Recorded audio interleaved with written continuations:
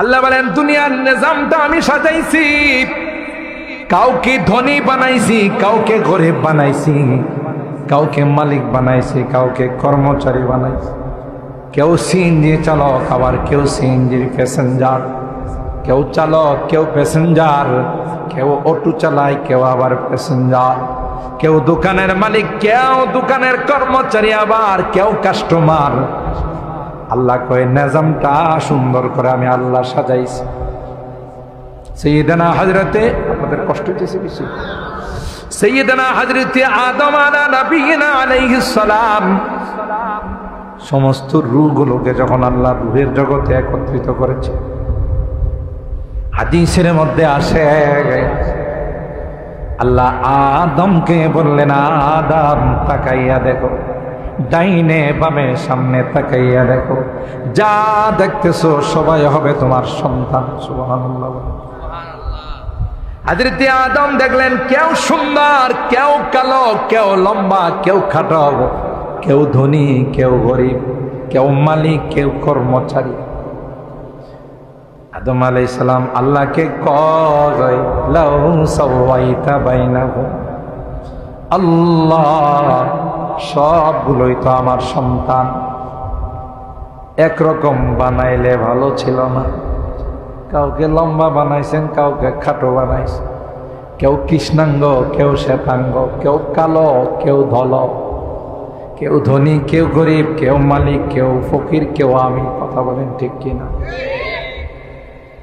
এখান থেকে শিক্ষা নিতে হবে, বাবা যিনি হয়, মা যিনি হন, সন্তানদের প্রতি তাদের একরকম দৃষ্টি রাখা উচিত।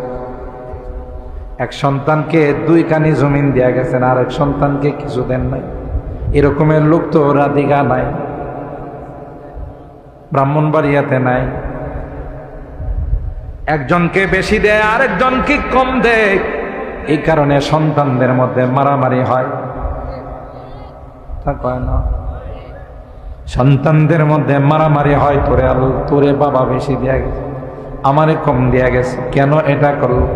এই ভাগ আপনি দেওয়ার কে? আপনি দুনিয়ার থেকে চলে গেলে আল্লাহর কালাম যার যার বন্টন, যার যার অংশ তার কাছে পৌঁছাই দিন। আপনি বেইনসাফি করতে গিয়ে তাদের মধ্যে ঝগড়া লাগান, তাদের মধ্যে বাকবিতণ্ডা হয়, মারামারি হয়।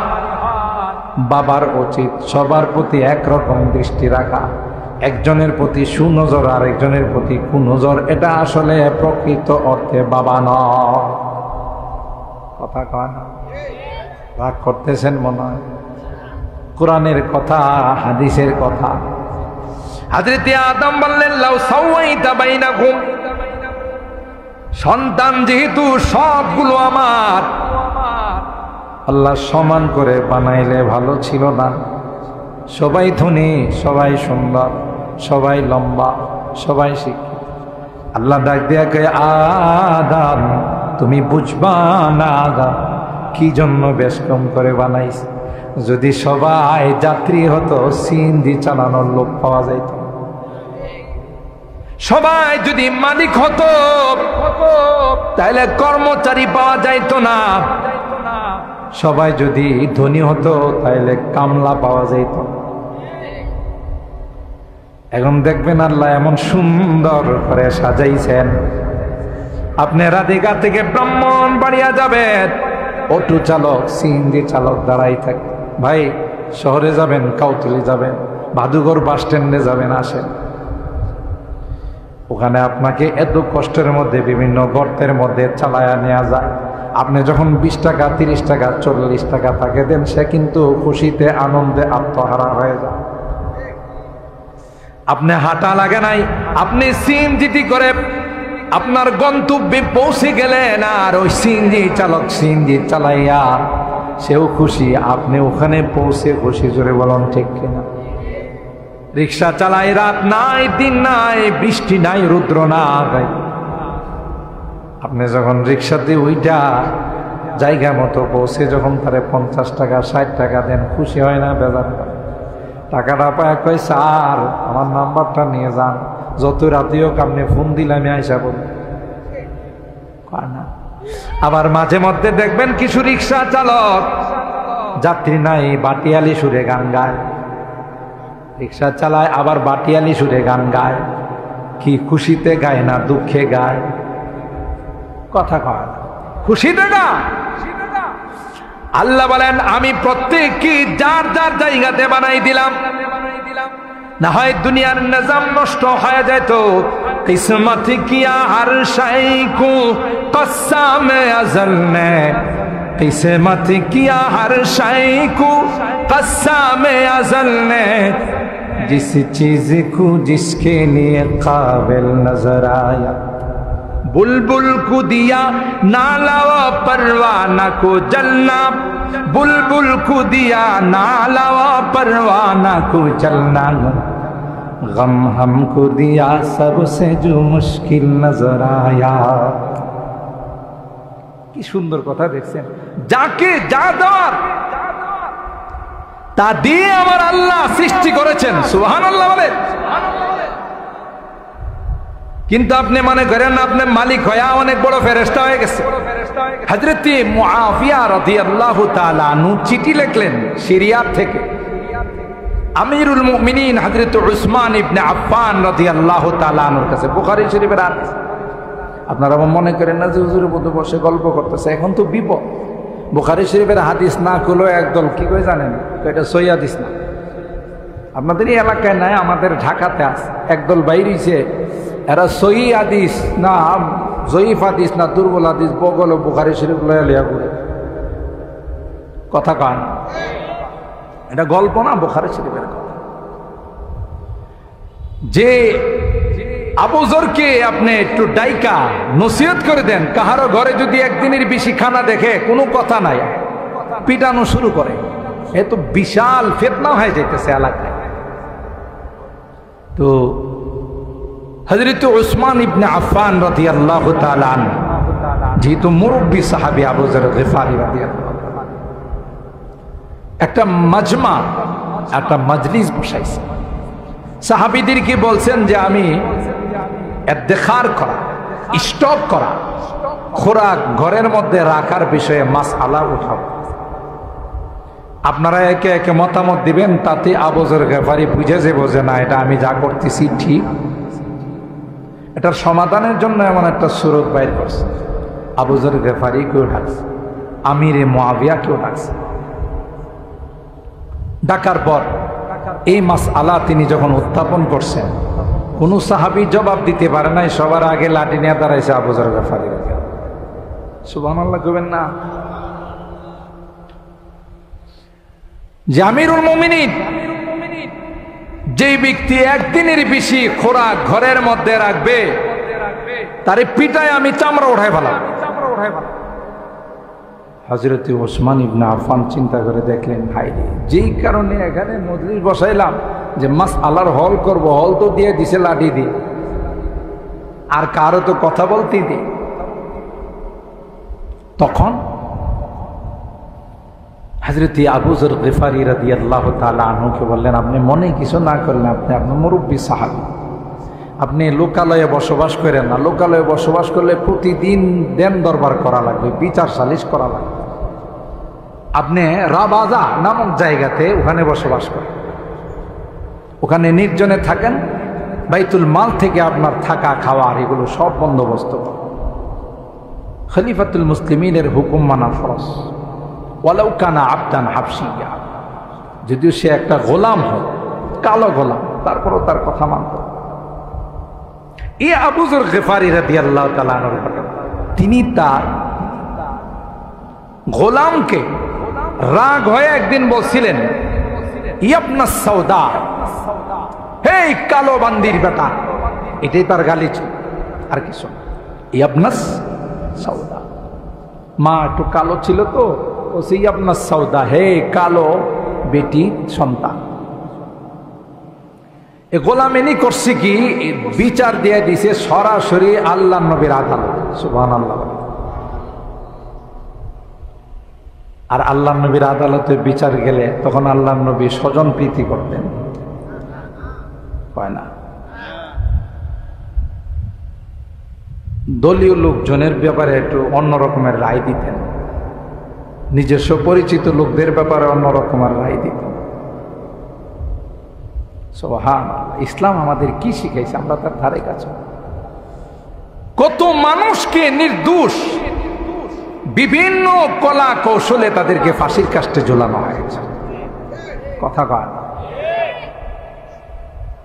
ধরা পড়বে না? وَنَضَعُ الْمَوَازِينَ الْقِسْطَ لِيَوْمِ الْقِيَامَةِ فَلَا تُظْلَمُ نَفْسٌ شَيْئًا وَإِنْ كَانَ مِثْقَالَ حَبَّةٍ مِّنْ خَرْدَلٍ أَتَيْنَا بِهَا وَكَفَى بِنَا حَاسِبِينَ। আল্লাহ বলেন কিয়ামতের কঠিন ময়দানে ইনসাফের আদালত কায়েম করব। এমন ইনসাফের আদালত কায়েম হবে, দুইটা পশুর মধ্যে যদি কোনো জুলুম হয়ে থাকে, ময়দানের মধ্যে বন্দের মধ্যে দুইটা ষাঁড় খোঁটা দেওয়ার আছে, দেখা গেছে একটা ষাঁড় আর একটার ষাঁড়কে শিং দিয়া গোতা দেয়। কথা কয় না, মনে ঘুমাই গেছেন আপনারা? একটু কথা বলবেন, 12টার ভিতরে দোয়া করব ইনশাআল্লাহ, লং টাইম নিব না। আল্লাহ পাক রব্বুল আলামিন ওই যে দুর্বল ষাঁড়কে শিং দিয়া গোতা দিয়েছিল, সবলকে দুর্বল বানাবেন আর দুর্বলকে আল্লাহ সবল বানাবেন। সুবহানাল্লাহ। দুইটা ষাঁড়কে, দুইটা গরুকে একত্রিত করে আল্লাহ দুর্বলকে বলবেন, দুর্বল, দুনিয়ার জমিনে তোমার উপর জুলুম করেছিল সবল ষাঁড়ে, আজকে আমি আল্লাহ তাকে দুর্বল বানাই দিলাম, তোমাকে সবল বানাই দিলাম। যে কয়টা গুতা দিয়ে তোমার উপর জুলুম করেছিল, সেই কয়টা গুতা এখন তুমি দিয়ে তার কাছ থেকে প্রতিশোধ নিয়ে যাও। কি বলে? এত সহজ? হাদিসে কুদসির মধ্যে আল্লাহ বলেন, ইয়া ইবাদি ইন্নী হারামতু যুলমা আলা নাফসি ফালা তুযালিমু বাইনাকুম। জুলুমকে আমি আল্লাহ হারাম করে দিয়েছি, তোমরা আপসে কোনো জুলুম করবা না। জালেম যখন জুলুম করে, মাজলুম যখন তারই নির্যাতিত হাতগুলো আল্লাহর দরবারে উঠায়, বদদুয়া করে, লাইসা বাইনাহু ওয়া বাইনাল্লাহি হিজাব, এই বদদুয়া ডাইরেক্ট আল্লাহর আরশের মধ্যে ধাক্কা লাগায়। ঠিক কিনা বলেন? এরকমের জুলুম বাংলাদেশ স্বাধীন হওয়ার পর কখনো হয় না। ঘুমাই গেছেন? জুলুমের পরিণতি বড় খারাপ হয়। জালেমদের কপালে হেদায়েত থাকে না। ইন্নাল্লাহা লা ইয়াহদিল কওমাজ যালিমিন, সবচেয়ে দুর্ভাগা তাদের কপালে হেদায়েত। ঠিক কিনা বলেন? যেখানে আল্লাহ জাল্লা জালালুহু আম্মা নাওয়ালুহু, দুইটা পশুর মধ্যে ইনসাফ কায়েম করবে, মানব দানবের মধ্যে কোনো ইনসাফ কায়েম হবে না। কথা কন। নেতাদেরকে তো আল্লাহ পাইব না, কারণ নেতাদের যে টাকার কথা আমরা শুনি, বিদেশে যে হাজার হাজার কোটি টাকা জমাইছে, আল্লাহর পিছনের পকেট দিয়ে কয়েক কোটি টাকা দিয়ে দিলে আল্লাহকে তোর বিষয়টা আলাদাভাবে দেখ। কি কথা কয় না? হ্যাঁ, কামাইব না। बहुत तालिब खुदा मिलता, शिकस्ता दिल नहीं मिलता। बहुत तालिब खुदा मिलता, शिकस्ता दिल नहीं मिलता। शिकस्ता दिल जैसे हासिल, हकीकत में वही कामिल। कवि বলেন, কাহারো মনে যদি আঘাত দেওয়া হয়, কাহারো হৃদয় যদি ভেঙ্গে চুরমার করে দেওয়া হয়, দুনিয়ার কোন মানুষের কাছে বিচার পায় না, আসমানের মালিকের কাছে যদি বিচার দিয়ে দিই, আল্লাহর কসম রে, হাত তুলতে দেরি হয়, ওই হাত আল্লাহর আরশ পর্যন্ত যাইতে দেরি হয় না। কথা বলেন ঠিক কিনা? जो जलाता है किसी को खुद जलता है जरूर, जो जलाता है किसी को खुद जलता है जरूर, शमा भी जल जाता है परवाना जल जाने के बाद, शमा भी जल जाता है परवाना जल जाने के बाद। আরেকজন যে জ্বালাইবা তোমারও জ্বলা লাগবে, কারণ এক মাগে কথা কয় না, এক মাগে শীত যায় না। কথা মনে রাখো, দুনিয়াতে বিচার পাবে না, আসমানের মালিকের কাছে বিচার। আর মালিকের আদালতে কোনো দুই নাম্বারই নাই। মালিকে কোনো বিচারক নয়, বিচারের দিনের মালিক। আলহামদুলিল্লাহি রাব্বিল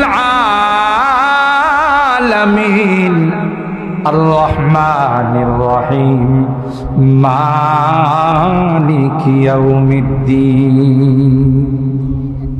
তিনি কিন্তু বিচারক নয়, প্রধান বিচারপতি দিকে নিয়ে সব বিচারপতিরে।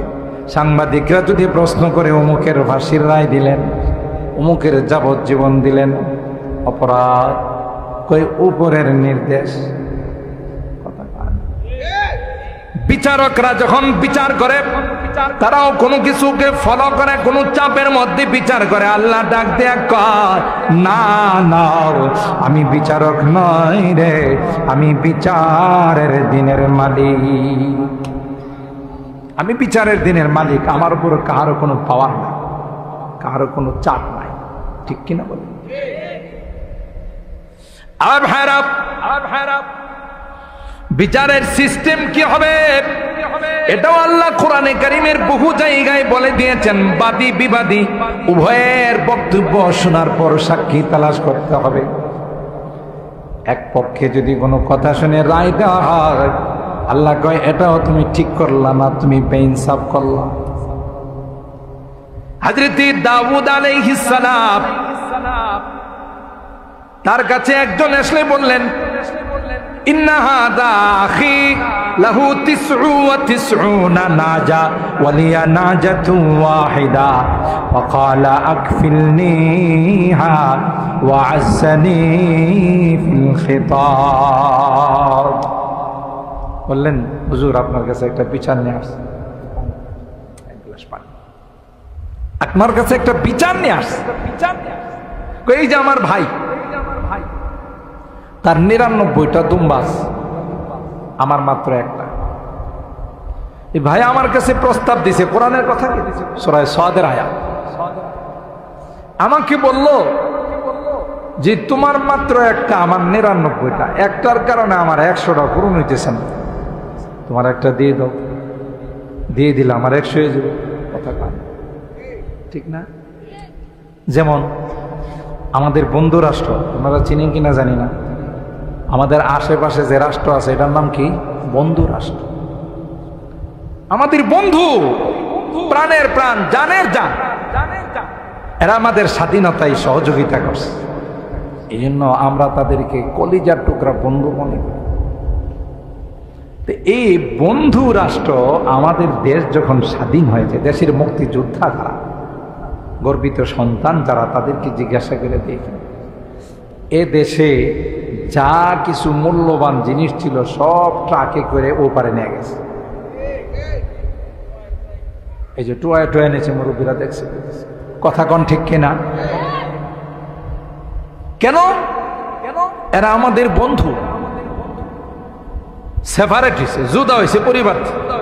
তো বন্ধু খবর পাইছে, আয়সা করতেছে, দোস্ত খুব কষ্ট লাগলো, পরিবার থেকে তোমার জুদা করে দিছে, সেপারেট করে দিছে, পৃথক করে দিছে। কি কি পাইছো? কি আর একটা প্লেট, একটা পাতি, আর এরকমের একটা চেয়ার পাইছি, একটা চৌকি পাইছি। তো উনি বন্ধু কি কইতেছে জানেন? বলতেছে যে দোস্ত এগুলো দিয়ে তো আর তোমার সংসার চলব না, তো তুমি একটা কাজ করো, যেগুলো পাইছো এটা আমারে দিয়া দাও, তোমার তো নতুন করে কিনেই লাগবো। কথা কয় না। আচ্ছা বলুন তো দেখি, হে বন্ধু না রাক্ষস? বন্ধু না রাক্ষস?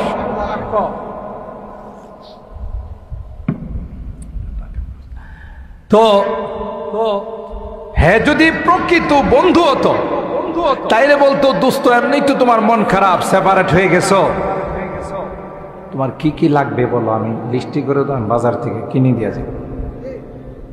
কি বলে? যদি যা পাইছে সেইটিও নিয়ে যা, এটা কি বন্ধু না রাক্ষস? তা আমাদের এই মার্কা বন্ধু হলো ইন্ডিয়া, যে ইন্ডিয়া আমাদের সব কিছু নিয়ে গেছে। এরপরও রাত্রের আধারে বেড়িবাঁধ খুলে দিয়ে আখাউড়ার মানুষ, ফেনীর মানুষ, নোয়াখালীর মানুষ কি পানিতে ডুবায় মারার ষড়যন্ত্র করছে। এটা হলো বন্ধু।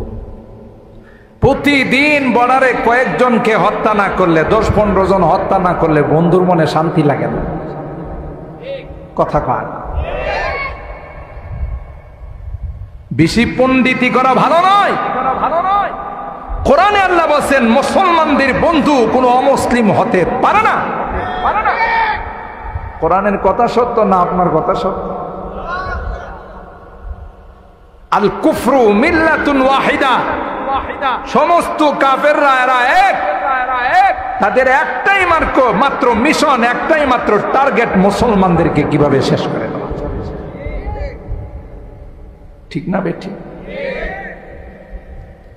তাইলে বন্ধু যিনি হন সে তার প্রতি দয়াবান। অমুসলিম মুসলমানের কোনোদিন বন্ধু হতে পারে না। ঠিক কিনা বলেন? এটা মনে রাখতে হবে। এটা মালিকের কথা, আল্লাহর কথা। আল্লাহ হযরতে আবু যর গিফারি